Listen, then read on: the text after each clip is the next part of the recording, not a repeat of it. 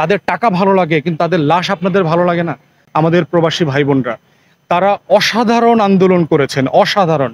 আমরা দেখেছি ওনারা যে রেমিটেন্স শাটডাউন করেছেন, ওনারা কিভাবে একটা রাষ্ট্রের অর্থনীতিকে চ্যালেঞ্জ করবার সুযোগ আছে হাসিনার মসনদ কাঁপিয়ে দেবার জন্য। আমরা দেখেছি গত বছর প্রায় 5,000 প্রবাসী কর্মীর লাশ বাংলাদেশে এসছে। কেন তারা মারা গেলেন এই ব্যাপারে একটা তদন্ত হওয়া দরকার। কোনো তদন্ত আমরা দেখি নাই। তাহলে প্রতি বছর 4,000 5,000 ডেড বডি কেন দেশে আসতেছে? তাদের টাকা ভালো লাগে কিন্তু তাদের লাশ আপনাদের ভালো লাগে না। তাদের জীবনের প্রতি আপনাদের কোনো মায়া নাই। এইভাবে একটা রাষ্ট্র চলবে? ন্যায্যতার ভিত্তিতে আপনারা মানুষ পাঠাচ্ছেন না, যাকে তাকে কর্মী করে পাঠিয়ে দিয়েছেন, নারী বোনদেরকে পাঠাচ্ছেন, যৌন হয়রানির শিকার হচ্ছে, তদন্ত হচ্ছে না।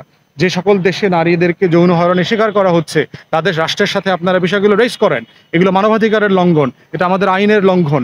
রাষ্ট্র তার নাগরিকের অসম্মান অমর্যাদা কোনোভাবে মেনে নিতে পারে না। আমরা প্রতিবাদ জানাচ্ছি।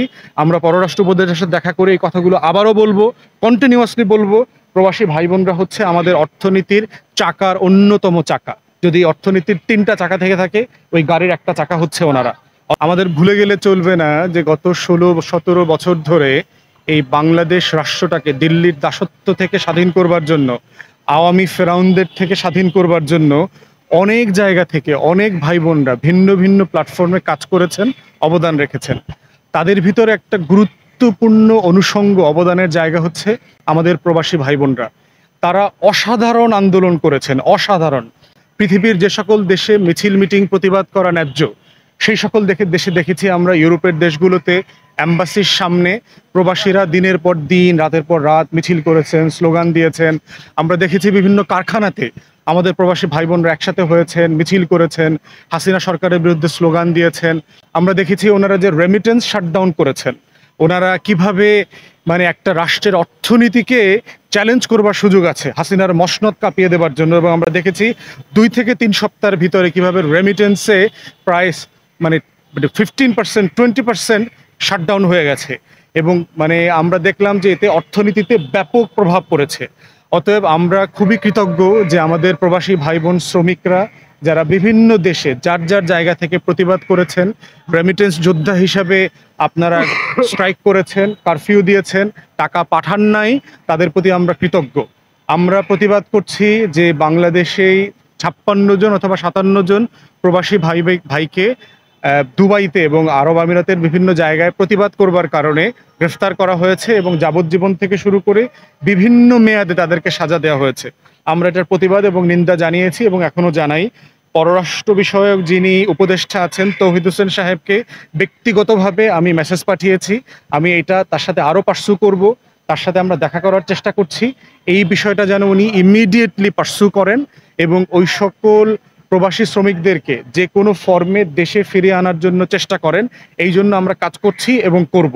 আমরা সরকারকে দাবি করছি সারা পৃথিবীতে যারা যেভাবে 10,000-এর উপরে বাংলাদেশি নাগরিক পৃথিবীর বিভিন্ন জেলে আছেন, আমরা তাদেরকে মুক্তির জন্য বারবার প্রতিবাদ করেছি, কথা বলেছি।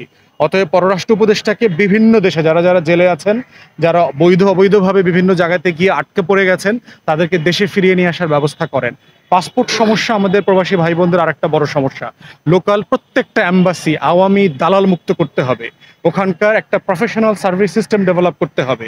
বড় বড় রাষ্ট্র যেগুলো আছে সৌদি আরবের মতো, সেখানে লোকাল কনসুলার সার্ভিস ডেভেলপ করা দরকার। যারা ধরেন পশ্চিমে থাকেন, দাম্মামে থাকেন, 700-800 কিলোমিটার দূর থেকে এসে রিয়াদে, জেদ্দায় তাকে পাসপোর্টের জন্য আসতে হয় টাকা খরচ করে।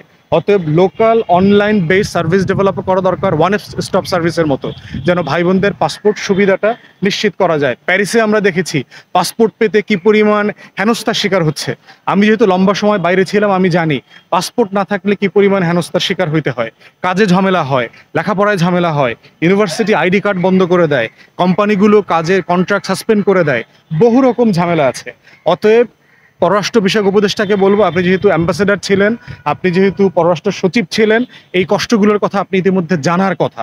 অতএব আপনি ইমিডিয়েটলি উদ্যোগ নেন কিভাবে আমাদের জেলে বন্দি থাকা ভাই বোনরা যারা আছেন তাদেরকে দেশে ফিরিয়ে নিয়ে আসা যায়, তাদের মামলা প্রত্যাহার করা যায়, তাদের উপরে যে হেনস্থা হচ্ছে, জুলুম হচ্ছে, এই জুলুমের শিকার থেকে তাদেরকে ইনসাফের ভিত্তিতে, ন্যায্যতার ভিত্তিতে ফিরিয়ে নিয়ে আসা যায়।